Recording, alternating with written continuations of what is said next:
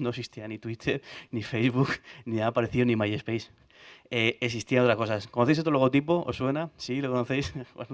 Bueno, es el IRC, es un programita del MIRC, el IRC. Aquí entonces todo lo que podías hacer por internet, todo lo que era lo que hoy en día es, pues eso, de networking o hacer cosas en redes, se hacía por el chat.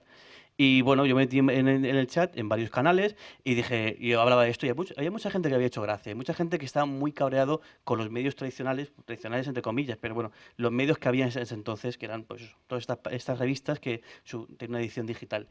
Bueno, pues me puse a investigar cómo hacer algo, cómo montarme yo mi chiringuito, cómo montar una página web y ayudando, o sea, pidiendo ayuda a la gente, pues sí que hubo bastante gente que me dijo, oye, pues adelante. Me puse a investigar cómo se programaba una página web, cómo se hacía para bueno, gestionar base de datos, hacer que eso fuese multiusuario y así cualquiera pudiera añadir contenido.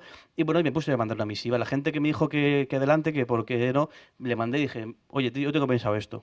Puedo contar contigo. Al principio hubo mucha gente que me dijo que adelante, gente que luego, pues a la verdad, no tuvo tanto tiempo como para dedicarle, pero bueno, sí que arrancó. Y incluso al hacer algún boletín, lo que pasa es que estos dos boletines pues, duró más bien poco, pero sí que arrancamos. Y arrancamos con 10 12 personas que cada uno, gente de Barcelona, de Madrid, aquí de Alicante, es lo mismo de mi grupo y yo, y bueno, gente de Ávila, gente de Sevilla, que se ponía a poner noticias, a poner crónicas, y a poner pues, lo que podían, y sobre todo crítica de discos.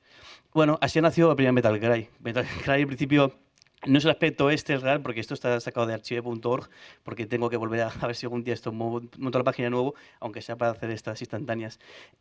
Cogí una plantilla de código libre, negra, por supuesto, que no va a ser otro color, tiene que ser negra, por supuesto.